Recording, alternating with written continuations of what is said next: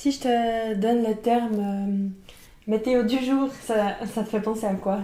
Je dirais dans notre domaine de prédilection, la météo du jour, c'est ce que les guides ou ce que le ciel ou l'univers nous transmet dans ce qu'il y a à travailler en ce moment. C'est un peu, tu vois, comme la météo globale, comme on l'entend à la télé ou ce qu'on veut, sauf que c'est la météo qui nous est donnée par les guides pour dire, ok, en ce moment, vous êtes amenés à travailler tel sujet dans les énergies du jour, et cette météo, elle peut durer plus ou moins longtemps, plusieurs jours, plusieurs semaines, plusieurs mois, selon les sujets. C'est comme si, de manière universelle, selon où on en est, tous à notre échelle, on a quand même un même genre de thème à travailler par période de la vie, en fait. Ok, donc c'est vraiment en fait pour tout le monde, mais après chacun travaille différemment et sur d'autres sujets en fait. Mais pour tout le monde, plus ou moins, ça serait le même thème, c'est ça que tu dis? Exactement, comme finalement il y aurait le soleil ou la pluie pour tout le monde en même temps, Ok. on a tous en même temps tel ou tel sujet à devoir travailler, mais ça peut être pour toi parce que tu dois travailler ça sur ton travail, pour moi parce que peut-être je dois travailler ça sur ma famille, et puis pour la voisine parce qu'elle doit travailler ça sur sa santé,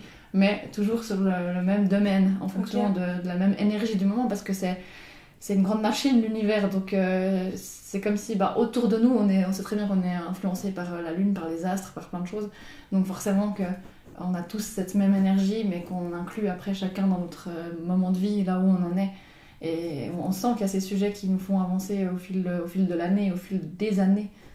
Et puis tu dirais que c'est quoi la météo du jour, du coup? Du jour ou du moment. Du moment. J'ai l'impression que ça fait plusieurs semaines que ça dure, tu me rediras aussi, mais on est vraiment dans une phase, si je devais dire en quelques mots, ce serait les cycles, apprendre à accueillir les cycles de la vie, autant on va peut-être approfondir après, mais autant apprendre à se laisser porter par son cycle interne, ainsi qu'accepter le cycle global de la vie. Et le cycle, c'est vraiment la définition même de ce que c'est la vie. Et puis dans ce que c'est la réalité de la vie, il y a toute la partie de notre dualité, notre partie de l'âme et l'autre partie de l'ego. Donc il y a beaucoup de lutte d'ego en ce moment. Et finalement, ça a accepté les cycles en fait. Parce que comme tu dis, il y a un bout de nous qui est censé évoluer. Et il y a l'autre bout qui tire en arrière parce que c'est absolument inconfortable. Enfin, c'est super pas confortable d'évoluer. Alors ça peut l'être, mais ça peut aussi être très très inconfortable. Et tu le disais bien, où tu as ton âme qui veut évoluer et puis l'ego ou le mental qui retient en fait. Mais du coup, on pourrait refaire un petit récap de c'est quoi l'un et c'est quoi l'autre, et pourquoi l'un en fait empêche l'autre d'avancer finalement. Déjà au niveau du corps, moi j'avais envie de redéfinir où ça se situe. Enfin, c'est pas comme si on peut dire qu'il y a l'âme à quelque part et le mental à quelque part, c'est beaucoup trop réducteur, mais je trouve que de le symboliser à quelque part dans le corps, ça fait sens. Par exemple, l'âme, moi j'aime bien le visualiser vraiment, on dit dans cette partie du plexus, entre nos tripes, notre endroit sacré, et notre cœur, il y a cette âme qui vibre, qui est là, qui elle sait. Elle sait, elle a la sagesse. Elle sait ce qui est juste, elle est tranchée. Ça c'est bon pour moi, ça ne l'est pas. Cette personne est bonne, elle est mauvaise pour moi. Tac, tac, tac. Et c'est ce qui est juste, et le mental, on aime bien leur visualiser dans la tête. Et c'est la tête qui dit « Ouais, mais quand même » ou « Mais t'es sûr ?» Par exemple, mon âme va sentir « Cette personne n'est pas bonne pour moi ». Mais ma tête va me dire « Ouais, mais quand même, elle m'a appelé hier, donc elle est gentille. » Okay. C'est nul comme exemple, okay. Mais tu vois, okay, moi j'ai envie de définir comme ça. Je sais pas comment t'as envie d'apporter des précisions sur vraiment ce qui est l'âme et l'ego. Et puis finalement, l'âme, c'est aussi notre intuition. C'est la petite chose en fait qui vient, qui dure un millième de seconde et qui repart. Et en fait, tu dois faire confiance à ce mini ressenti que tu peux pas aller rechercher. Et en fait, quand tu as cette petite voix intérieure, souvent il y a le mental derrière qui vient raconter, comme tu disais, raconter une histoire, et en fait ça te fait douter. Et du coup, souvent on reste dans la même position parce qu'on se dit oui, mais, voilà, t'as donné l'exemple, oui, mais, j'avais cet exemple-là, oui, mais. Et en fait, ça vient complètement nous brouiller en fait. Complètement. J'aurais même envie de dire aussi par rapport à la reliance, j'imagine un peu un fil. Notre âme, elle sera reliée selon à ce qu'on croit, qu'importe. À nos guides, à notre petite voix intérieure, notre intuition, notre moi supérieur, notre partie divine, la partie qui sait. Et puis notre mental, je trouve que c'est le fil, il serait lié à nos mémoires. Ouais. À ce que j'ai vécu une fois dans ma vie qui a mal fini, donc ça sera toujours comme ça. Puis notre tête, elle veut nous protéger de ça en disant « Ouais, mais tu te souviens, quand t'étais petit, on t'a fait ça, donc là, si tu revis la même chose, ça sera pareil. » Donc ça vient, tu vois, ramener la mémoire de souviens-toi, t'as souffert, donc reprends pas ce risque. Je vois ça comme deux fils qui tirent, puis Bah, c'est ça qu'on disait avec la météo du jour, que bah, accepter le tout, accepter l'entièreté de la vie, c'est accepter qu'on a une autre partie de l'âme qui sait et une autre partie de la tête qui lutte. On est toujours fait comme ça, pendant qu'on sera vivant dans un corps incarné, dans un corps de matière, on a les deux. Maintenant, c'est apprendre qui dit quoi, à quel moment. Et puis finalement, notre mental ou l'ego, il vient nous protéger en fait. Puis c'est totalement légitime parce que sans ça, ben, ça irait pas non plus. Donc les deux sont complètement... c'est ok qu'ils soient les deux là. Et puis de nouveau, si on avait que l'âme, bah, en fait, pourquoi on ferait tout ce parcours en fait? Si on avait que l'âme, on serait au ciel en train de guider. Bah, c'est ça. Et puis du coup, ben, c'est juste d'avoir déjà peut-être la conscience qu'il y a les deux. Et puis que c'est normal qu'à des moments, ça lutte. Sauf que, comme tu parlais justement du mental, au bout d'un moment, il lui faut quelques temps, au bout d'un moment, il lâche. Au bout d'un moment, si tu insistes sur le ressenti, puis qu'en fait, tu te connectes vraiment à ça, de toute façon, ça lâche petit à petit parce que tu vas de toute façon évoluer vers ce que tu es amené à faire. Et puis peu importe si ça prend 1 semaine, 2 semaines, 3 semaines, 1 mois, 1 année, parce qu'il y a des sujets qui peuvent être plus ou moins, comme on disait, il y a plus de risques en fait. Ça dépend sur ce quoi on agit, mais il y a plus de risques. Et du coup, il faut plus de temps avant que le mental il lâche. Et des fois, envers soi-même, on n'est pas hyper tolérant, tu sais. Oui. On se dit, ouais, mais j'arrive pas à prendre la décision. Puis en fait, c'est pas le moment. Et puis pour l'instant, je sais pas. Puis voilà, je sais pas. C'est ça, et puis d'accueillir, là, c'est mon mental qui est en train de me retenir parce que j'ai peur. Ok. Mais oui, puis en fait, si tu prends la décision anticipée, où tu dis, ben pas grave, je vais quand même dans cette direction-là, même si je suis retenue, en fait, ça sera pas complètement aligné. Il y aura pas tout le corps complètement lâché. Puis en fait, tu t'embarques dans un truc où t'es pas totalement, tu vois, comment, en accord en fait. Même si au fond tu sais que c'est juste, mais c'est comme s'il manquait un bout d'étape pour passer à la suivante. Complètement, trop bien. Puis d'accepter aussi que on a cette partie de dualité, d'accepter que j'ai cette partie qui ressent, qui sait, qui est fluide, et puis accepter cette partie de l'ego qui est complètement la partie sombre, la partie noire, la partie de on a peur, la partie où on est tous un peu cons, la partie où on est tous en train de nourrir des impulsions, la partie où on est tous en train de remplir quelque chose. C'est accepter que la Terre fonctionne comme ça, on a tous un bout de cette partie-là en nous. Maintenant, je choisis de nourrir laquelle et à quel moment. Puis je trouve que tu as dit un truc très très intéressant avec le fait de c'est pas toujours le moment. Et là, ça induit à ce qu'on voulait dire aussi par rapport au cycle. C'est de se dire, ok, où est-ce que j'en suis à ce moment-là dans ma vie? Parce que je crois qu'on oublie de rappeler qu'on meurt et on renaît tout le temps. Ok, on a 2 grandes morts importantes, qui est quand même la fois où on arrive sur Terre, on vient incarner un corps, mais on oublie qu'il y a un bout de mort, parce que notre âme, elle quitte l'univers de là d'où elle vient, donc elle meurt, mais elle renaît sur Terre. Et puis il y a l'autre mort où on quitte notre corps et on revient dans le ciel. Et on croit que c'est tout, mais entre-temps, on a des morts qui sont continues, mais elles sont moins visibles vu qu'on change pas de corps. Mais à l'intérieur de nous, il y a tout le temps ce cycle de ok, c'est pas le moment, parce que là, par exemple, je suis en train de mourir. Il y a un bout de moi qui est en train d'enlever des vieux mécanismes, des vieux fonctionnements, des vieux schémas pour me laisser renaître à une nouvelle version de moi. Et en ce moment, c'est ça, on disait avec cette météo, on est en train d'essayer d'accueillir tous ces cycles-là. Est-ce que vraiment je suis en train de résister au mouvement de vie, autant l'élan qui me permet d'aller en avant, autant est-ce que je résisterai pas à ce moment où je dois peut-être plonger dans mon ego, plonger dans les peurs, nettoyer, être plus dans une phase de latence dans mon cycle de vie et pas dans une phase où je suis hyper productive. Et puis finalement, avant tu disais le cycle, mais... Tu sais, on avait fait une fois un épisode sur la réincarnation. Finalement, si tu prends vraiment, tu dézoomes complètement le truc. Oui, tu vois vraiment qu'en fait, comme on se réincarne à chaque fois, le processus de réincarnation, c'est un cycle en soi. Après, tu as ce cycle-là et après, tu as celui de la vie, comme tu parles, où tu meurs parce que tu viens sur Terre et puis ensuite, après, tu meurs parce que tu montes. Voilà. Et puis en fait, tu as ça dans le grand, voilà, tu vois comment. Et après, entre deux, tu as tous ces petits trucs, comme tu dis, pour en arriver finalement à notre cycle de 24 heures, en fait, comme tout humain, où tu as la journée, puis après, le soir, le corps, il se régénère la nuit, donc c'est de nouveau un cycle, en fait. Et là-dedans, il y a encore des cycles où, par exemple, tu auras... tu dois bosser quelque chose, et puis pour toi, ça sera ce cycle-là de tant de mois, tant d'années. Et puis, il y a tout qui... De nouveau, c'est comme on disait avant, où tu peux vraiment...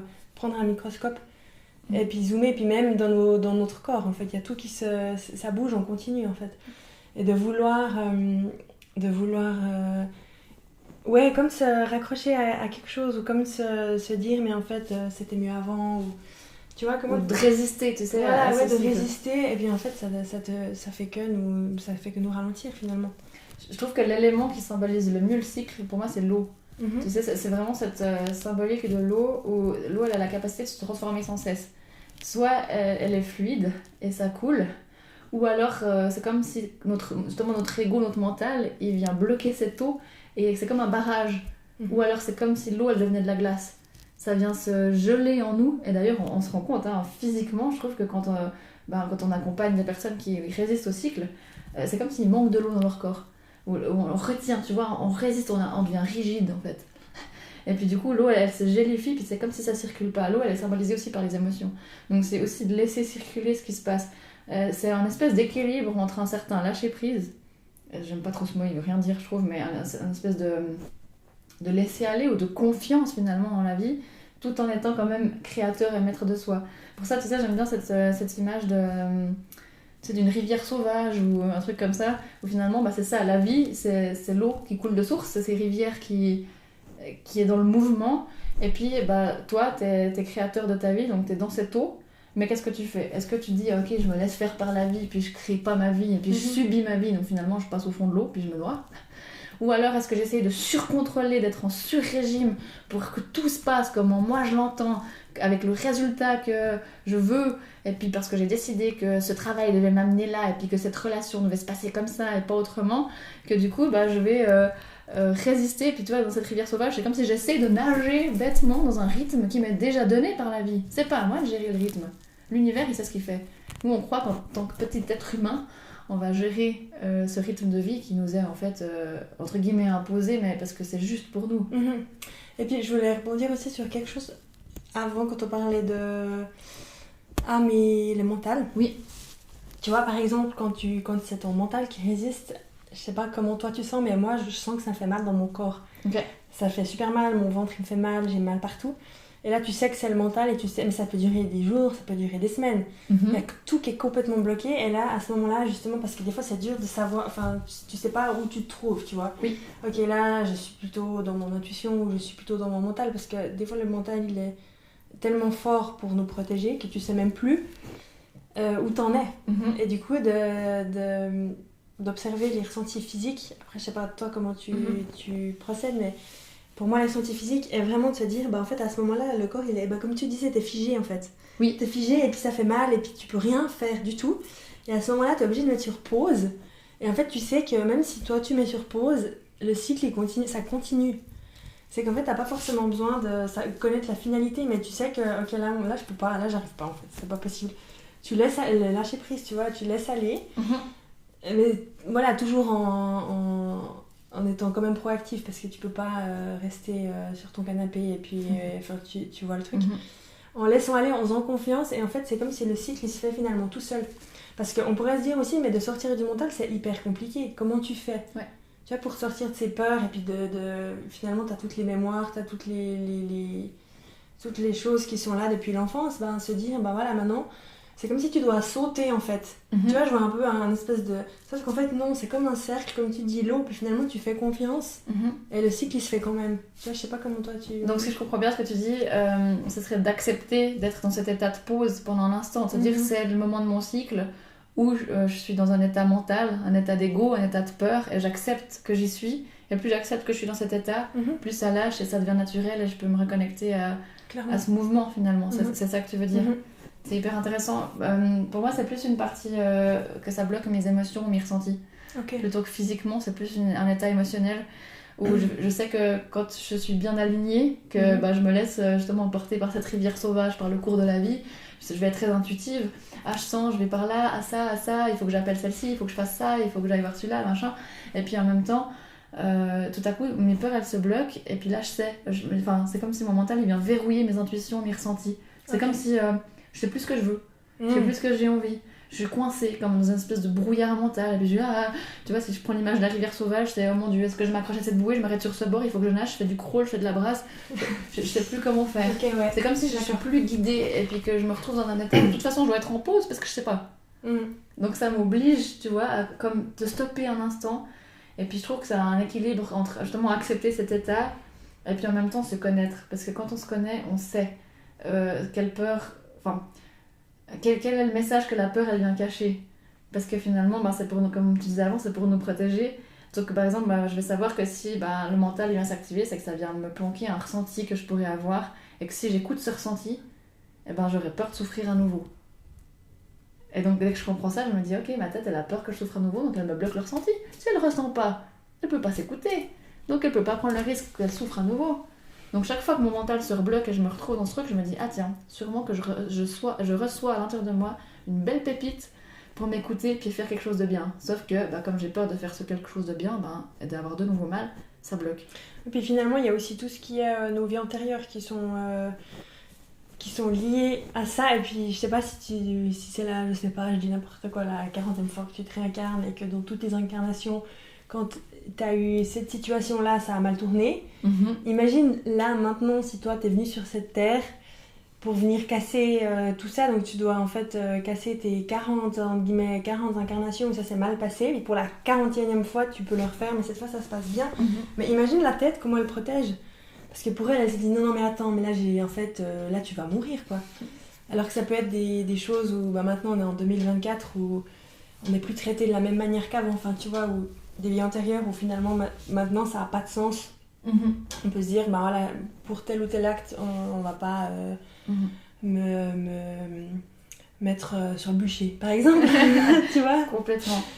Et puis je voulais aussi en revenir à ça, que finalement les cycles certains sont agréables et certains sont hyper désagréables, mais c'est pas dire que c'est hyper désagréable que c'est faux.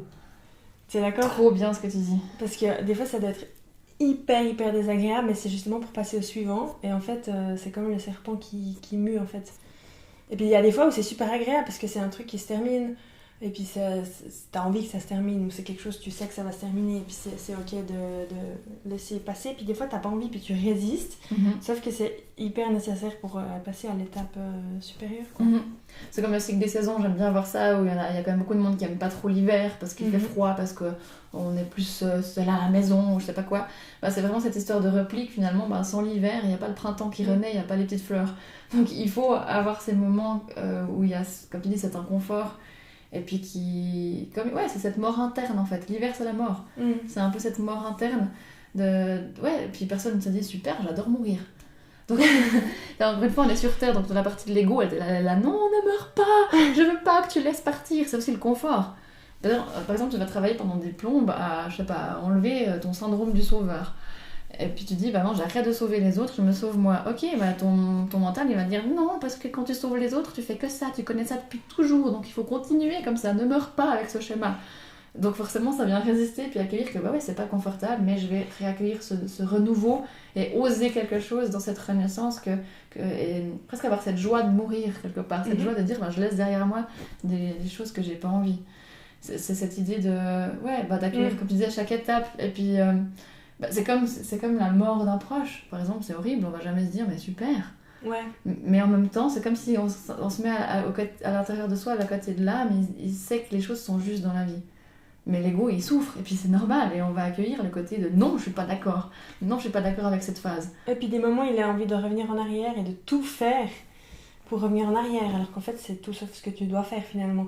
Et puis tu peux revenir en arrière, et puis sauf que peut-être tu vas revenir en arrière un moment, puis ça ira pas, et puis tu vas faire l'aller-retour 10 fois pour te dire enfin non mais je crois qu'il faut vraiment que j'aille en avant. T'es d'accord? Ouais, c'est complètement ça. Mais avant aussi tu parlais de l'hiver. Oui. Et puis de l'hiver, c'était vraiment la phase où on se replie sur nous-mêmes. Oui. Et c'est drôle parce que l'hiver, tu vois, par exemple, fin de l'année, les fêtes de fin d'année, c'est où tout le monde est le plus actif, il faut vite finir ça, il faut faire les cadeaux, machin. Et puis je trouve que des fois, c'est aussi à nous, en tant que personne, de se responsabiliser puis de se dire, ok, on a tous peut-être nos saisons, après ça dépend, ça peut être automne ou hiver, ou pour certains c'est peut-être un peu décalé, mais même si le monde il continue de tourner à 1000 à l'heure, de soi-même pour soi, de se dire mais en fait là c'est juste mon hibernation, donc je mets en parenthèse, et puis même si tu vois, des fois on a tendance à suivre, et puis finalement tout le monde sort donc on sort, mais d'avoir aussi ces moments où se dire c'est ok si moi maintenant mon hibernation c'est maintenant, et puis en fait c'est juste maintenant, c'est là quoi. Complètement, c'est mon hiver interne. Voilà, exactement. À ce moment-là, et je prends peut-être c'est en plein mois d'août, voilà, qu'on a un hiver interne. Clairement. Et puis là maintenant je prends le temps, puis plus je résiste au fait que j'ai besoin par exemple d'introspecter, peut-être dans mon hiver interne, mais il fait beau dehors, tout le monde sort, il faut que j'y aille, plus on résiste là-dessus, bah, plus notre hiver il dure et il tire en longueur et plus c'est insupportable. Alors que comme tu disais avant l'acceptation, bah, je me dis ok là c'est mon hiver interne, bah, peut-être qu'il va durer que quelques jours. Alors que si j'y résiste, ça va prendre 106 ans à faire ce chemin, t'es d'accord? Mais c'est dur, hein. À part ça là on fait genre c'est hyper facile, nanana. Ah non, mais Mais pas du tout. c'est l'horreur hein, d'accepter les cycles, Oui. accepter la vie, accepter les morts internes. Enfin pour moi je trouve que En fait, c'est d'une violence mais inouïe. Enfin j'ai envie de le préciser parce que j'ai l'impression que je le dis un peu comme si c'était fastoche. Mais pas du tout. Enfin, moi, je trouve que c'est horrible d'accepter ça parce qu'il y a toujours l'ego qui veut pas et puis c'est dur. Et puis ça vient réveiller toutes des blessures. Tout ce qu'on a, enfin, il y a tout qui vient réveiller. Puis c'est comme si le corps il est complètement en alerte. Et tu vois, si, je sais pas, durant toutes tes incarnations, quand t'as fait ça, ben t'es mort. Puis là, tu viens ici pour réparer. En fait, il y a ton ego, ton mental, il va complètement se mettre en mode, les gars, mais en alarme, quoi. SOS, quoi. SOS, warning. Tu vois. Donc en fait, et puis ça peut vraiment durer, ça dure peut-être, je sais pas, ça peut durer des semaines. Après, c'est pas bon pour le corps parce que c'est un énorme stress. Mais ça fait aussi partie du process, quoi. Ouais. Et puis sans passer par cette phase, c'est comme si tu parlais avant du cycle de l'eau, tu vois, un peu comme un rond. Finalement, c'est comme si ça vient couper au milieu, puis il y a un trait droit. Enfin, c'est pas possible. C'est que ça doit vraiment faire le cercle. Et puis, dans la phase du cercle, qui est peut-être le cercle, il est trop beau, il est méga coloré, mais pour qu'il soit méga coloré, t'as du noir, du blanc. Puis toi, en tant que petit humain, tu dois faire le noir, et puis c'est hyper inconfortable, en fait. Complètement. Mais vraiment hyper inconfortable. Et puis, il y en a des, comme on parlait avant, des cycles qui sont, en guillemets, plus agréables, et puis tu sais peut-être à l'avance que ça va se terminer. Oui. Si par exemple tu donnes ta démission parce que tu as choisi de quitter par exemple ton travail, ce sera moins brutal que par exemple le décès d'un proche. C'est des choses où tu peux un petit peu anticiper. Puis oui, c'est la fin d'un cycle, mais c'est en guillemets toi qui se dit consciemment, ok, à ce moment-là je termine et je pars. Mais il y a des choses qui sont brutales et puis en fait c'est le même processus en fait. T'es obligé de faire le cercle en entier, quoi. Complètement. Et je trouve intéressant ce que tu dis parce que je trouve qu'un cycle, que quelque part on les choisit ou pas, on se comprend, on n'a jamais vraiment choisi ce qui nous attend, mais que ça soit plus ou moins douloureux en fonction de la fin que c'est. Si c'est je déménage et je suis trop contente, voilà. C'est une jolie fin. Mais malgré tout, ces fins elles doivent quand même être clôturées. Clairement. Et je trouve que c'est important, parfois on oublie aussi que typiquement l'eau elle est liée à la tristesse, les larmes. Parce que la tristesse, elle permet de nettoyer les fins. Et je trouve que parfois, des fois, on oublie, ok, là, même si je l'ai choisi, même si je suis content, ou alors au contraire, si j'ai l'impression que j'ai pas choisi ce cycle, alors que pourtant l'univers le choisit, on sait que c'est juste pour nous, on est triste et on oublie d'évacuer, et de dire, voilà, je clôture une fin, je clôture, c'est la fin, et c'est triste. Et ça veut pas dire que c'est la fin, notre tête, elle croit qu'il y a une fin. Mais il n'y a jamais une fin, il n'y a que de la transformation. On peut donner des nouveaux souffles à un travail, on peut donner un nouveau souffle à tout ce qu'on veut. En fait, tout renaît derrière, mais c'est important, je trouve, d'avoir la phase de clôture où on pleure pour ensuite... On pleure, je dis pas qu'il faut passer 3 jours à pleurer sur le canapé, mais ça peut, parfois on a besoin, parfois il faut passer des heures à évacuer, parfois c'est quelques minutes, puis j'accepte cette étape-là, je peux accepter le renouveau et se rendre compte qu'il y a toujours tout qui est en mouvement. Encore une fois, ce mouvement de cycle. Je résiste pas, c'est en mouvement, ça bouge et ça renaît à chaque fois derrière. Et puis finalement, je trouve ce qui est aussi dur, peut-être le plus dur pour la tête, c'est qu'elle se dit je ne revivrai plus jamais ça. Oui. Tu vois, par exemple, je sais pas si t'es parti en voyage, t'as trop aimé, t'es parti 6 mois, mais tu savais que ce serait que 6 mois. Quand tu rentres chez toi, tu te dis mais en fait je ne revivrai plus jamais ça. Et puis c'est juste. Oui. Et c'est ça qui est dur, c'est de se dire que tous ces bons moments, je les revivrai plus jamais. Alors il y en aura d'autres, mais alors on croit que ce sera plus jamais, mais c'est vrai en soi, tous ces bons moments-là, avec ces gens-là, avec cette météo-là, avec tout ce cadre-là, il n'y aura plus. Oui. Et c'est juste, mais c'est hyper douloureux. Et du coup, tu te dis, ouais, mais c'est pour ça qu'on a aussi tendance des fois à vivre dans le passé et puis de se remémorer tous les bons moments, mais tu n'avances pas non plus, tu vois. Oui. D'être bloqué dans un extrême qui est pas juste. Mais finalement, c'est aussi de se laisser le temps de se dire, ok, je clôture ça, mais en fait, tout ce que j'ai vécu de cool et de bien, il y aura, sous cette forme-là, il n'y aura plus, puis ça rend triste. Mais c'est ce que tu disais aussi avec les larmes, parce que tu pleures un bon coup, puis ça vient nettoyer. Et après, finalement, tu l'acceptes. Oui, ok, d'accord, il n'y aura plus. Mais ça ne veut pas dire qu'il n'y en aura pas d'autres, des bons moments, même encore peut-être des meilleurs.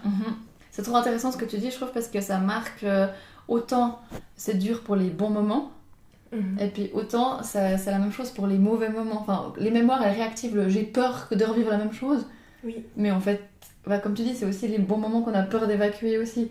Donc finalement, on est dans cette résistance dans les deux côtés. Tu vois, que ce soit pour des choses qu'on a peur de revivre des choses négatives ou qu'on a peur de perdre les choses positives. Finalement, tu vois, on a peur dans les deux côtés.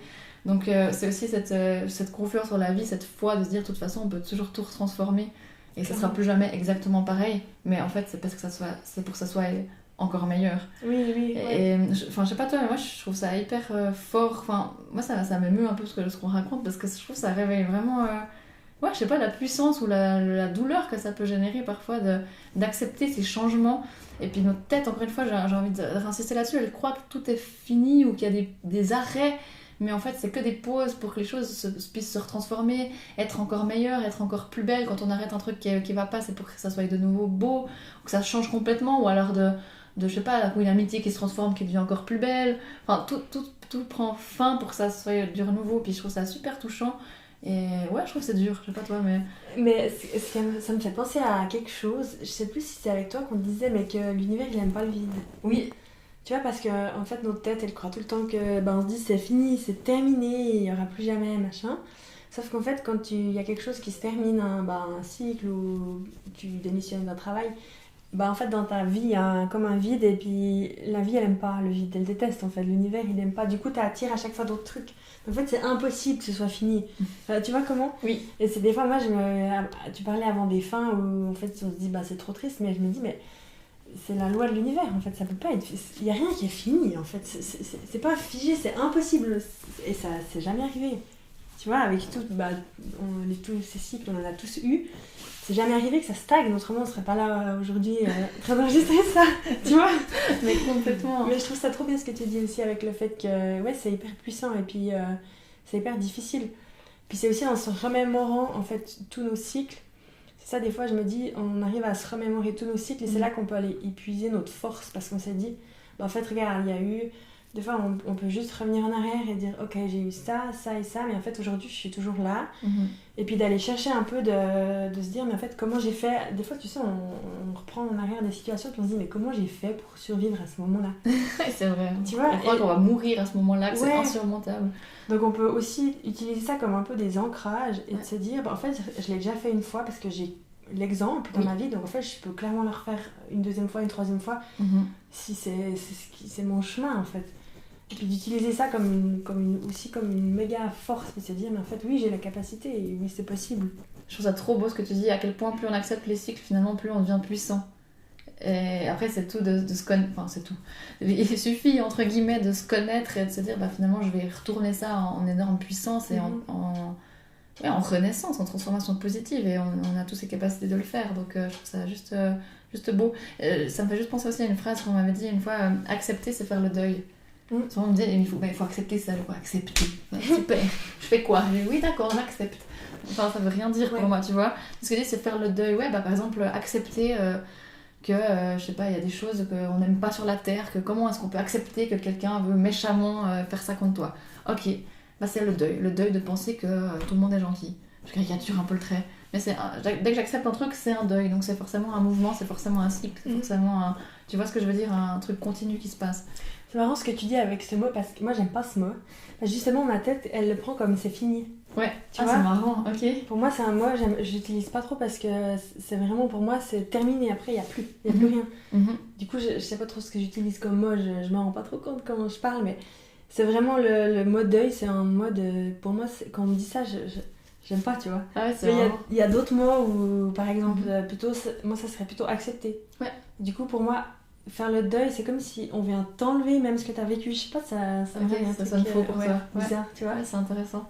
En tout cas, je trouve que ça, pour moi, c'est comme si dans le deuil, on enlève ce qui est dur, mais qu'on te met en lumière ce qui est merveilleux en toi. Est-ce que ça t'a apporté ? Oui, ok. Tu vois, comme embellir, finalement, enlever... enlever la crasse autour du truc. C'est ce que tu veux dire. Mais c'est une image, hein, après... Ah, ça va me changer tu vois. C'est bon. À tourner le mot en autre chose. Ouais. C'est vrai que c'est un mot qui est lourd dans la société. Oui, c'est ça, voilà. C'est vraiment... Exactement. Quand tu entends ça, ça te fait...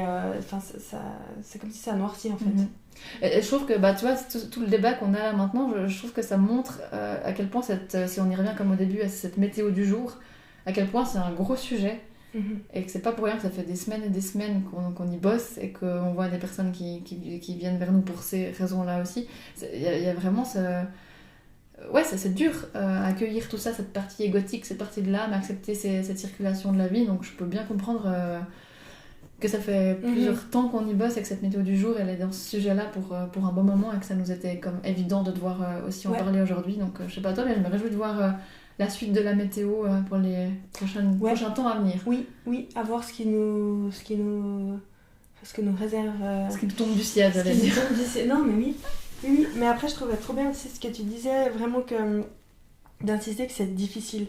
Oui. Vraiment encore pour passer à l'étape suivante. Et j'ai l'impression que là, peut-être sur nous qui sommes tous là en 2024, c'est vraiment des gros sujets, tu vois. Oui. Sur lesquels on travaille, chacun à titre personnel, mais c'est vraiment des deuils peut-être plus difficiles maintenant en fait. Et du coup, je trouve ça rend encore plus légitime tout ce qu'on disait avec le mental et tout ça, puis finalement de se dire, en fait, oui, c'est vraiment dans les énergies du moment, c'est comme ça et c'est comme ça pour pas tout, enfin oui, tout le monde, mais après à différentes échelles, mais vraiment, d'insister sur le fait que c'est vraiment pas facile. Ouais, c'est vrai, merci d'insister, je pense que c'est super important. J'ai juste une image là qui me paraît juste assez essentielle d'un exemple que j'ai pu avoir en travaillant sur un lien entre un frère et une sœur, où leur lien il était comme symbolisé par une grosse corde. Tu sais, un peu cette corde où tu as les mains qui saignent presque parce que c'est tendu comme ça, et puis au final, là où on fait le deuil, c'est qu'on met fin à leur système entre eux qui fonctionne moins bien, puis après c'est comme si ça c'est devenu un fil doré. Tu vois, pour transformer ce que tu disais par rapport au deuil, puis finalement on enlève ce qui est dur, mais en fait on transforme leur lien en plus beau, puis après c'était des petits, donc après ils sont beaucoup moins chamaillés, et puis comme s'ils ont pu grandir avec ce lien là. Je trouve que c'est une image qui moi me réconforte beaucoup quand je suis dans ces deuils, en me disant finalement c'est pour que tout devienne plus beau. Je sais pas si ça te fait sens, mais... ça me parle, oui. Trop bien, vraiment, ouais. Et hâte de voir les prochaines météos du jour. Absolument, on fait comme ça.